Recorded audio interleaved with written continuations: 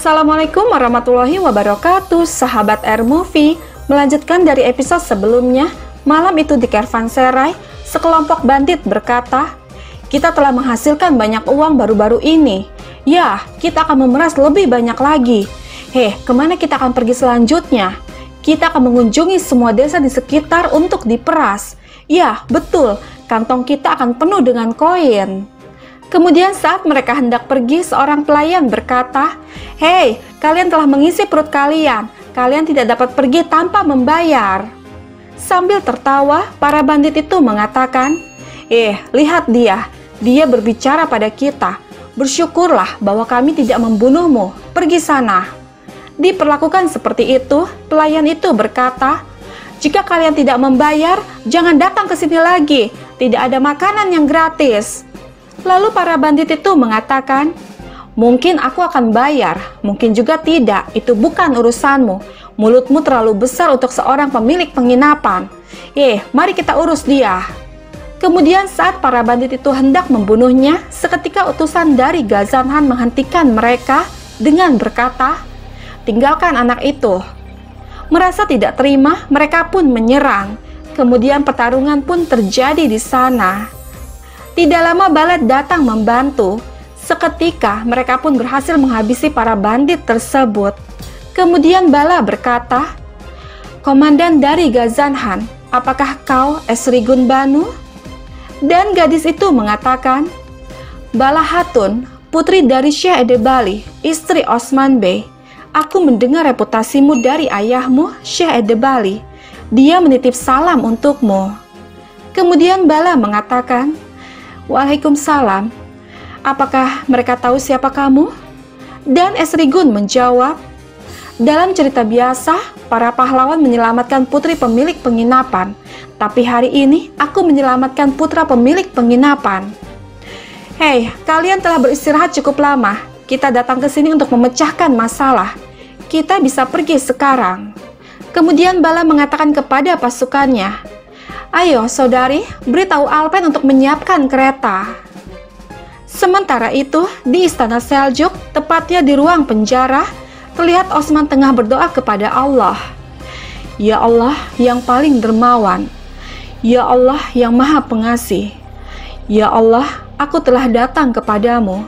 Yang kejam terus menganiaya, kegelapan terus hidup di ruang bawah tanah. Tapi cahayamu abadi, ya Allah.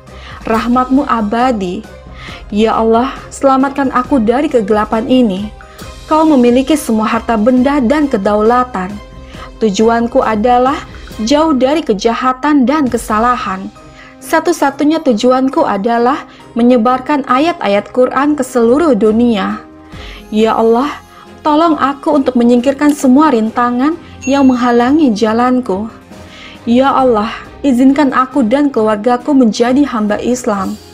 Ya Allah, kabulkan doaku. Amin." Di sisi lain, Caleli berkata, "Kami melengkapi Konya seperti pasukan yang tidak bisa dilewati, Frede Sultan. Dan kami menempatkan prajurit setia di jalan rahasia seperti yang kau perintahkan. Dan kami memasang perangkap di lorong-lorong sebagai tindakan pencegahan." Kemudian Ismihan berkata, "Jika ada yang melewati lorong-lorong itu akan menjadi kuburan mereka. Bagaimana dengan tentara? Apakah mereka berbaur dengan orang-orang?" Dan Caleli menjawab, "Ya, Fede Sultan, jika terjadi serangan, mereka akan melakukan agitasi dan membuat orang menyerang secara bersama-sama." Lalu Ismihan mengatakan, "Bagus, baik pedang maupun komandan tidak dapat merebut kota yang telah menjadi satu kesatuan dengan rakyatnya." Namun Caleli bertanya, "Terhadap apa kita mengambil tindakan ini, Frede Sultan? Tidakkah kau akan memberitahu kami?" Dan Ismihan menjawab, "Tindakan selalu diperlukan, Caleli. Baik Mesut maupun Osman akan dipenggal. Aku akan menunjukkan kekuatanku ke seluruh dunia.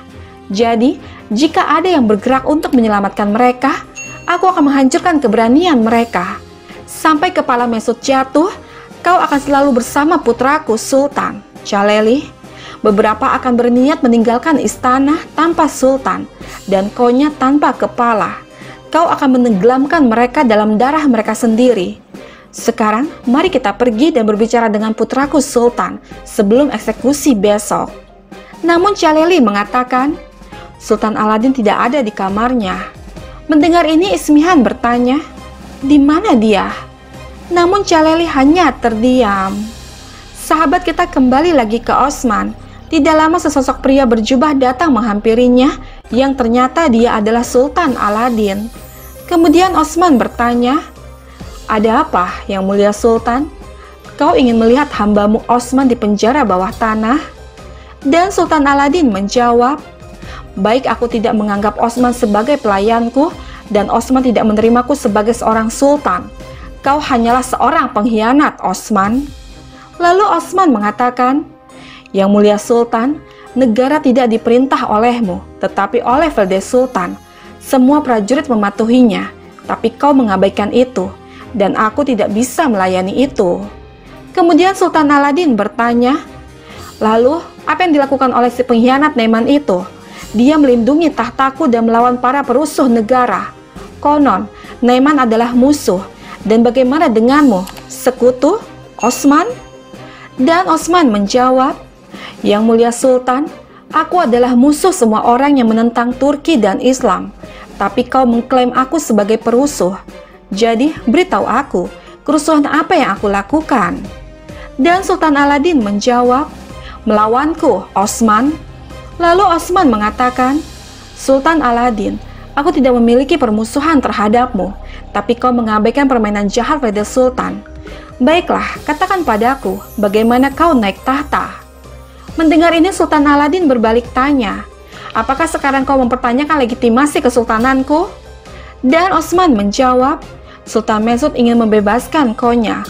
Dia ingin menghancurkan orang Mongolia. Tetapi orang Mongolia menginginkan seorang sultan yang akan melakukan apapun yang mereka inginkan.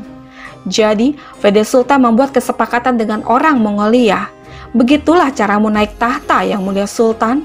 Sekarang katakan padaku, apa yang telah kau lakukan untuk tujuan orang Turki?" Lalu Sultan Aladin bertanya, "Apa tujuan orang Turki?" Dan Osman menjawab, "Tujuanku adalah tujuan kebebasan orang Turki.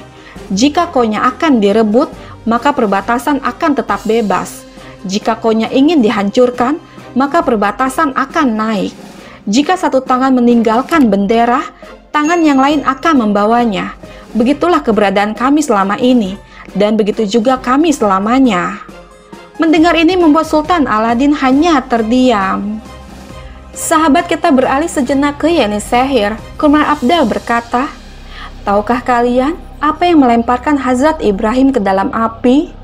Dan Aladin menjawab, "Karena dia menghancurkan berhala, Qamar Abdal." Namun Qamar Abdal mengatakan, "Tidak, karena dia tidak bersujud kepada Namrud. Namrud menganggap dirinya sebagai Tuhan rakyatnya. Ketika mereka membawa Hazrat Ibrahim ke hadapannya dengan kejahatan menghancurkan berhala, Namrud ingin dia bersujud padanya. Ketika Hazrat Ibrahim memberitahu Namrud bahwa aku bersumpah bahwa aku tidak akan bersujud kepada siapapun kecuali Robbiku yang menciptakanmu, aku dan seluruh dunia. Dia menunjukkan sisinya. Mungkin dia akan memaafkan apa yang dilakukan pada berhala, tetapi berhala terbesar adalah nafsu Namrud. Hazrat Ibrahim memukul nafsu Namrud dengan pedang terberatnya. Namrud sangat panik, sampai-sampai di depan semua orang nafsunya rusak parah, sehingga dia berkata, "Segera nyalakan api. Nyalakan api besar yang belum pernah terlihat sebelumnya. Api untuk membakar Hazrat Ibrahim, api yang besar." Jika Hazrat Ibrahim telah berpaling dari jalan kebenaran dan bersujud kepada Namrud, api itu tidak akan tercipta. Tapi bagaimana dia bisa?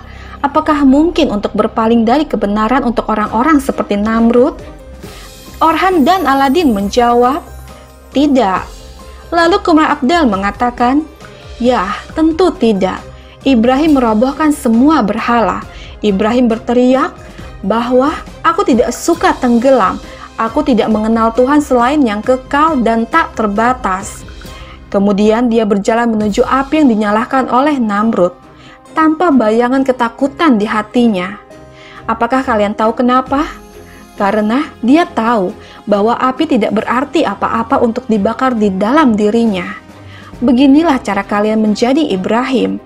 Api Namrud adalah siksaan, dan Ibrahim adalah keadilan yang tidak bisa terbakar dalam api itu. Keadilan adalah emas. Sebesar apapun kekejaman, sedahsyat apapun itu, emas akan tetap menjadi emas yang sama, hanya membersihkan kotorannya saja.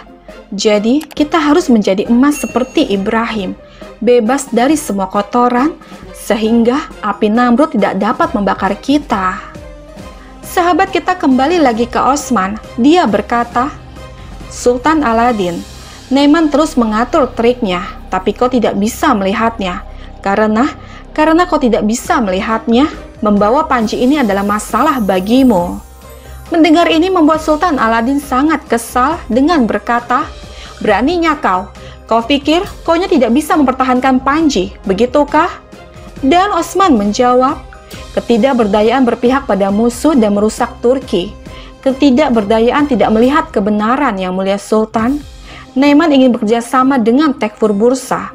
Pertama, dia akan menyerbu perbatasan, dan kemudian dia akan bergerak menuju Konya. Tapi kau tidak akan bisa melihatnya. Lalu Sultan Aladin bertanya, apakah kau memiliki bukti?